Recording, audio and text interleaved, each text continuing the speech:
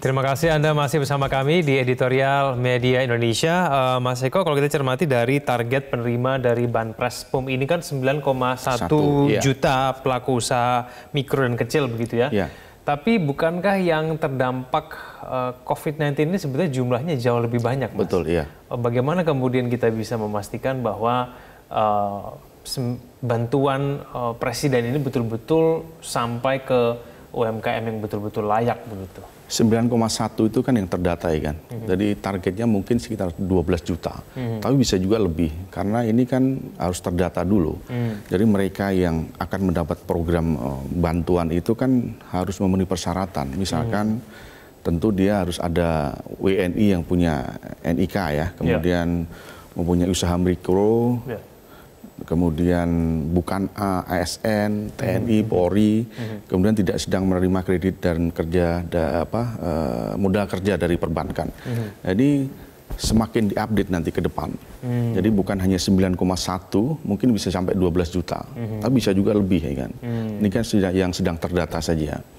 Nah, mereka yang sedang terdata itu pasti akan mulai dicairkan nanti di bulan September. Jadi langsung masuk ke rekeningnya. Jadi ini salah satu cara agar tidak salah sasaran nih kan. Ketika sudah terdata ya di Departemen Kementerian Koperasi misalkan, penerimanya siapa misalkan, penerimanya Egan misalkan, nomor rekening sekian langsung masuk ke rekeningnya Egan gitu. Jadi tidak kemana-mana. Ini salah satu cara agar bantuan ini tidak salah sasaran, kemudian tepat ke tempat penggunanya. Jadi ini mungkin menjadi terobosan yang bagus bagi pemerintah agar ke depan juga hal-hal yang seperti ini bisa ditindaklanjuti. Ya, validitas dan reliabilitas data itu penting mahal sekali, Mas, betul, dan penting sekali buat negara ini. Banyak sekali kemudian data kita yang mungkin masih belum valid begitu ya.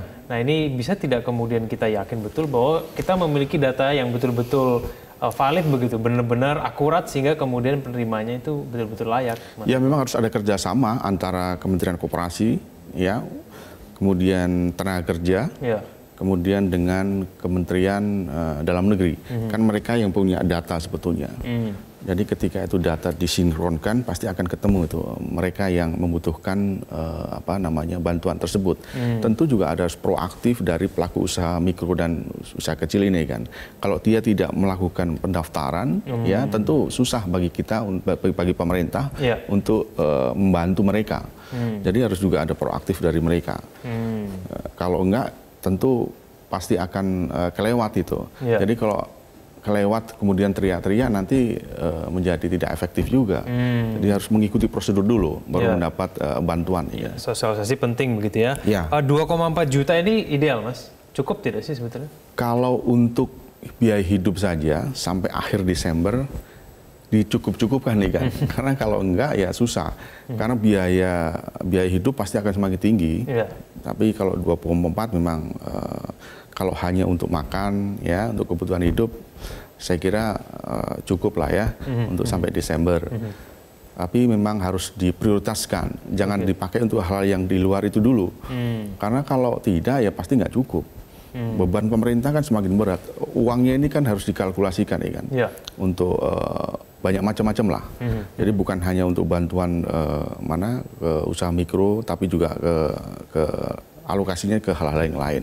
Tapi kira-kira UMKM kita sudah mampu belum, Mas Eko, untuk betul-betul efisien dalam penggunaan data? Takutnya malah dana 2,4 juta itu digunakan untuk hal-hal yang sebetulnya nggak perlu begitu. Iya, nggak perlu, nggak boleh. Jangan sampai untuk membeli handphone, ya kan, untuk membeli pulsa, untuk membeli hal-hal yang lain. Dipergunakan aja untuk misalkan dia pengusaha kecil penjahit misalkan. Untuk modal itu aja digulirkan situ. Tapi memang nggak besar 2,4 itu untuk apalagi kalau hidup di Jakarta ya kan. Tentu itu akan kurang. Tapi ya harus bagaimana kalau memang anggarannya memang harus segitu. Karena pemerintah kan juga harus membagi-bagi yang saya bilang tadi, nggak hanya untuk ngurusin UMKM saja kan. Tapi mengontrolnya juga sulit, Mas ya. Bagaimana kemudian pemerintah bisa tahu bahwa 2,4 juta itu digunakan untuk betul-betul hal yang perlu begitu, bahkan untuk modal kerja selanjutnya di bulan-bulan selanjutnya, bagaimana? Iya, memang itu kendala. Saya kira memang harus ada proaktif dari pemerintah dan penggunanya juga ya kan.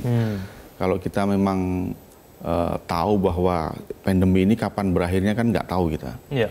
Mungkin ketemu vaksinnya baru nanti COVID-19 ini bisa mulai mereda.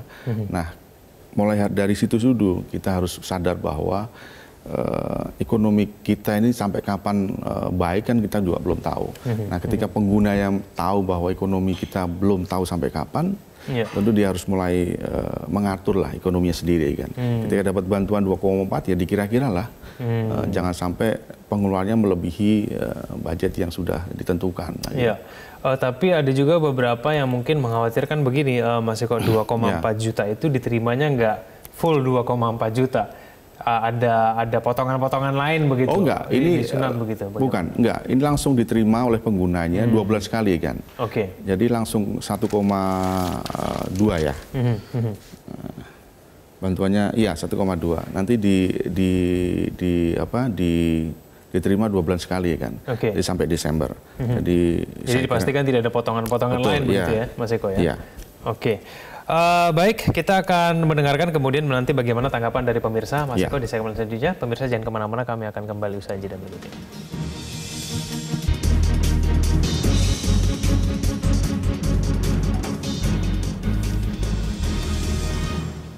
Terima kasih Anda masih bersama kami. Pemirsa, kita akan mulai menyapa penelpon kita pada pagi hari ini. Yang pertama ada Pak Syahril dari Jakarta. Pak Syahril, selamat pagi. Selamat pagi. Ya, silakan Pak Syahril. Iya.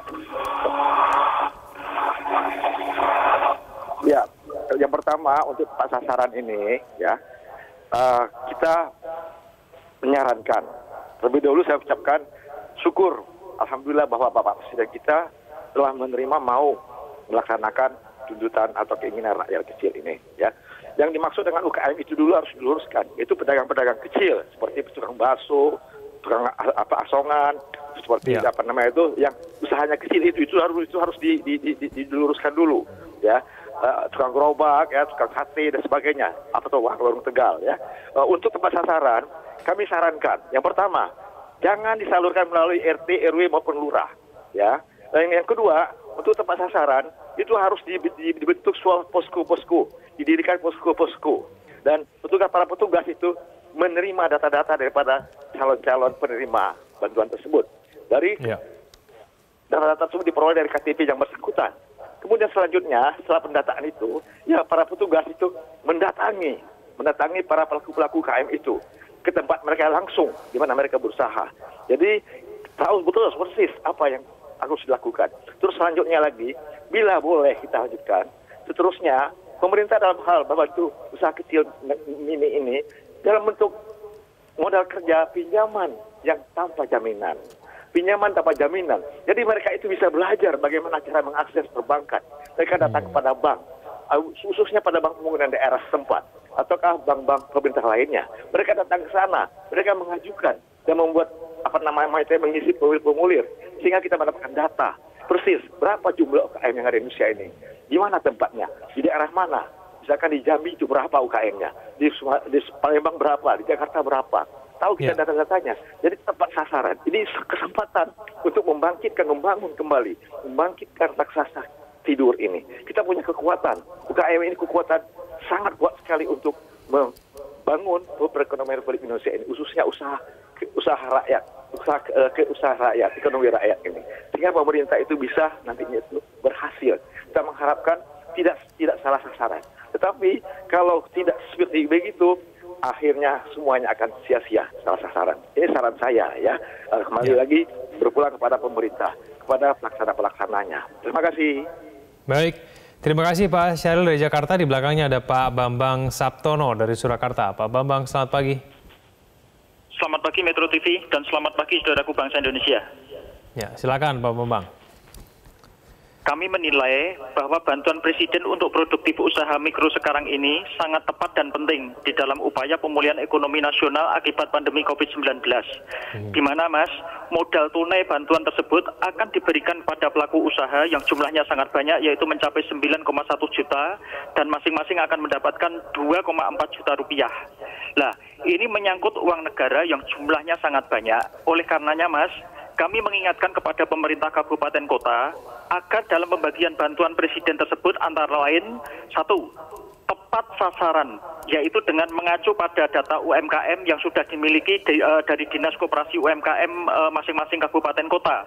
Jangan sampai ini ada akal-akalan kaitannya dengan persyaratan administrasi, misalnya tim sukses bupati, wali kota yang zaman dulu akhirnya dilibatkan di situ, itu sering terjadi. Kemudian yang kedua, Mas, pemberian bantuan tersebut sebaiknya dilakukan secara transfer melalui bank, rekening bank. Hal ini untuk menghindari kerumunan. Lah, apabila harus diberikan secara langsung tunai, maka harus dengan ketentuan protokol kesehatan. Kemudian yang ketiga, Mas, agar bantuan tersebut benar-benar untuk pengembangan usaha, bukan untuk keperluan konsumtif.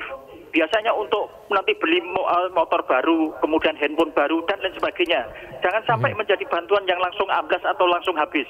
Kemudian yang empat, Mas, harus ada pendampingan atau monitoring dan evaluasi pada pelaku usaha yang dalam penggunaan bantuan tersebut. Kemudian yang terakhir, bagi pelaku usaha yang belum menerima yang diakibatkan adanya persyaratan administrasi tertentu, maka harus diusulkan kembali kepada pemerintah pusat. Nah, kemudian kritik kemarin, Mas, di dalam pendaftaran bantuan tersebut seminggu yang lalu, ini terjadi kerumunan massa di Dinas Koperasi UMKM di Kota Solo. Ini jangan sampai nanti dalam penerimaan terjadi hal-hal seperti itu lagi. Terima kasih, Mas. Baik, terima kasih Pak Bambang dari Surakarta. Kita ke Pak Vence dari Manado. Pak Vence, selamat pagi. Selamat pagi Bung Egan, selamat pagi Pak Eko. Selamat pagi Indonesia. Jadi begini, bantuan yang selama ini dikucurkan oleh pemerintah pusat, dalam hal ini Pak Presiden, terhadap masyarakat yang terdampak langsung, itu kami memberikan apresiasi. Hanya saja Bung Egan, apa yang dikatakan oleh Pak Bambang Saptono tadi betul, itu terjadi di lapangan. Persoalannya kan sekarang ada kaitannya dengan tahun politik.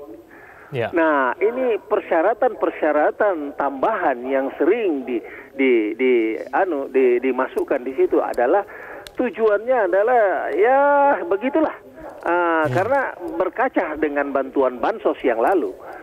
Kok sudah tahu-tahu itu adalah bansos dari pemerintah pusat, tetapi diberikan itu dalam bentuk kantongnya saja sudah mencerminkan warna partainya, lalu di situ dicantumkan namanya, nama si calon itu. Ini kan sesuatu hal yang sebetulnya tidak perlu terjadi. Oleh karena itu saya mengusulkan, kalau di daerah-daerah harus ada satu tim yang terdiri dari ya mungkin dari kalau di kota Manado sini atau di Provinsi Sulawesi Utara ada kantor Dinas Perdagangan, Dinas Perindustrian dan UMKM.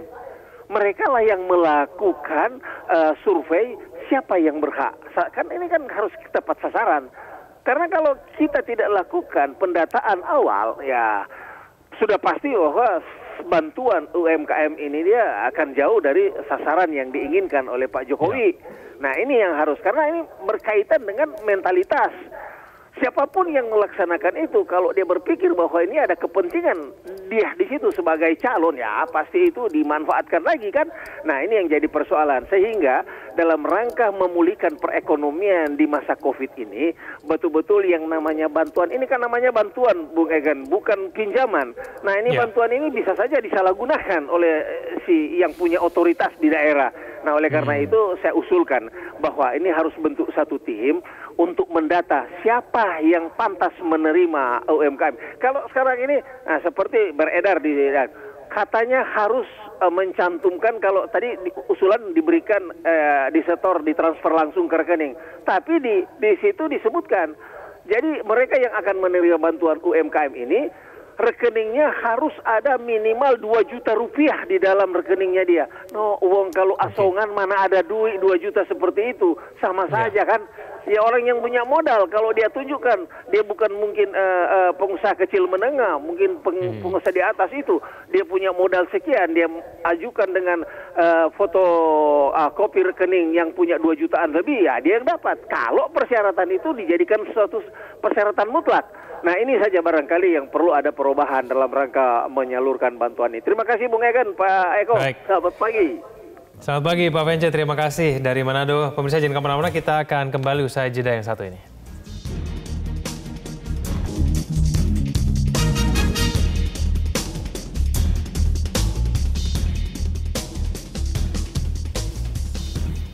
Kembali bersama kami di editorial Media Indonesia. Mas Eko, kalau kita mendengar dari tanggapan pemirsa kita sebelum segmen ini tadi, tampaknya masih ragu Mas ya bahwa penyaluran bantuan Presiden kepada UMKM ini bisa clean and clear begitu. Ya. Bahkan dikhawatirkan ada penumpang gelap gitu dalam proses penyalurannya. Bagaimana Mas Eko? Ya, yang Egan sebutkan tadi itu makanya kemudian Kementerian Koperasi itu menggandeng BPKP, satu.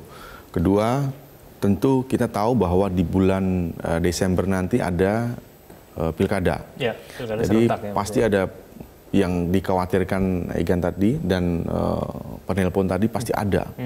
Kan pendaftarannya bukan hanya di pusat, di daerah-daerah kan juga ada. Ya, di dinas koperasi di daerah-daerah juga pasti ada. Takutnya nanti diintimidasi. Kamu boleh daftar, tapi kamu nanti harus memilih petahana yang akan maju. Nah, ini hal-hal seperti itu harus diantisipasi. Jangan sampai ini kan semacam bantuan kan. Kalau bantuan itu tentu tidak akan pilih kasih. Memang yang membutuhkan yang dibantu gitu. Jadi nggak ada hubungannya sebetulnya dengan pilkada di daerah masing-masing. Jadi tentu ini harus diantisipasi oleh pemerintah dan pemerintah daerah. Kemudian yang ketiga tentu yang dikhawatirkan kan tidak tepat sasaran tadi. Makanya harus ada masuk ke rekening kan. Kalau rekeningnya sudah pasti, sudah didaftar dan lain-lain, tepat sasaran itu bisa menjadi salah satu tujuan. Kalau nggak pakai rekening, nanti bisa kemana-mana. Social distancing juga pasti akan dilanggar ketika bantuan sosial diberikan secara langsung, bergerombol dan lain-lain. Jadi pemerintah sudah mengantisipasi sebetulnya hal itu. Jadi hal-hal yang seperti itu harus diantisipasi oleh pemerintah daerah agar bantuan yang sebetulnya bagus ini bisa berjalan dengan baik dan tepat sasaran. Tapi bagaimana dengan proses-proses yang juga dikhawatirkan, Mas? Seperti mungkin ada orang yang punya kepentingan, ada yang mungkin tidak layak begitu, tapi kemudian karena mendapatkan informasi lebih dulu, jadi kemudian yang layak ini jadi nggak tahu begitu. Sosialisasinya seperti apa sih, Mas, sebetulnya yang harus diperbaiki supaya betul-betul orang-orang yang UMKM yang betul-betul terdampak ini tahu dan mereka akan mendaftarkan diri secara aktif begitu. Betul. Mengingat sekarang kemudian banyak mungkin UMKM yang mungkin merasa cukup layak, tapi sebetulnya masih banyak yang lebih layak lagi dibandingin dia. Nah, itu bagaimana? Itu kan persoalan informasi saja sebetulnya, Ikan. Kalau dia merasa memang membutuhkan, ya dia harus proaktif juga, bukan hanya pemerintah pusat maupun pemerintah daerah. Pelakunya juga harus aktif. Kalau dia hanya diam di rumah, nggak menanyakan ke teman-temannya, misalkan nggak mendapat informasi, tentu akan ketinggalan. Ketika teman-temannya sudah mendapat bantuan, dia kelewat. Programnya sudah berjalan dan sudah selesai. Nah, ini kan menjadi persoalan. Jadi satu, proaktif dari yang akan menerima bantuan, tentu juga sosialisasi dari pemerintah pusat dan pemerintah daerah itu penting. Karena ini kan menjadi program yang baik sebetulnya bagi UMKM untuk membantu perekonomian di daerah masing-masing. Ya. Tapi untuk menganggarkan sebanyak 2,4 juta kepada 9,1 juta UMKM ini nantinya akan memberatkan ekonomi kita tidak sih di kemudian hari, Mas Eko? Ya, di tengah pandemi COVID-19 ini pasti anggaran kita juga sangat terbatas.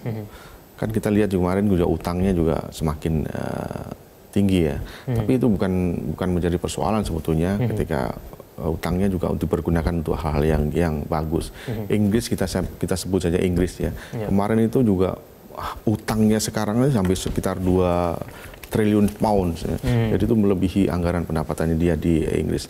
Jadi itu menjadi catatan di negara tersebut. Jadi di Indonesia kita memang punya langkah-langkah sendiri kan untuk mengatasi persoalan ini. Kalau tidak salah kemarin ada 5 sasaran yang harus segera diselesaikan. Yang pertama kan belanja besar-besaran dari kementerian lembaga yang kita singgung tadi. Jadi harus mulai dipercepat belanja anggaran dari kementerian pusat maupun kementerian lembaga maupun pemerintah daerah. Kemudian membentuk komite penanganan COVID sudah dibentuk yang kemarin yang diketuai Pak Erlangga Hartarto, kemudian Ketua Pelaksananya Pak Erick Thohir. Nah, sekarang sudah mulai bekerja untuk mempercepat pemulihan ekonomi, ya kan, termasuk persoalan kesehatan. Kemudian program bantuan UMKM yang sekarang sudah mulai digulirkan dan akan mulai dicairkan bulan September. 2,4 juta untuk pelaku UMKM dan 600.000 bagi karyawan yang gajinya di bawah 5 juta. Ini kan salah satu program-program yang diluncurkan oleh pemerintah. Kemudian penempatan dana perbankan di bank milik negara maupun di BPD itu banyak sih, karena di bank milik daerah itu ada sekitar 11,5 triliun, di bank negara itu sekitar 30 triliun. Itu salah satu cara agar penyaluran kredit itu sudah mulai membaik. Dengan adanya itu kreditnya sudah mulai membaik, kan. Kemudian juga ada pinjaman kredit modal kerja untuk korporasi. Jadi memang pemerintah bukan hanya UMKM, bukan hanya mereka yang gajinya di bawah 5 juta, tapi korporasi juga diperhatikan. Ini semakin sinergi nanti. Jadi ke depan saya kira kita harus menyambut optimis, ya, triwulan ketiga maupun ke triwulan keempat dengan membantu pemerintah melalui program-program yang sudah dijalankan ini, kan. Baik, Mas Eko, kita pantau bersama penyaluran dari bantuan Presiden ini, semoga betul-betul bisa membantu ekonomi kita ke depannya. Terima kasih Mas Eko telah bersama kami pada pagi hari ini. Pemirsa, kita harapkan bantuan Presiden ini sesuai dengan sasaran karena pertaruhan program penyaluran stimulus sangat besar. Jika program penyaluran stimulus ini gagal mencapai sasaran, gagal pula upaya pemulihan ekonomi. Jangan sampai hal itu terjadi karena pertaruhan berikutnya akan jauh lebih besar lagi. Terima kasih Anda telah menyaksikan Editorial Media Indonesia. Selamat pagi.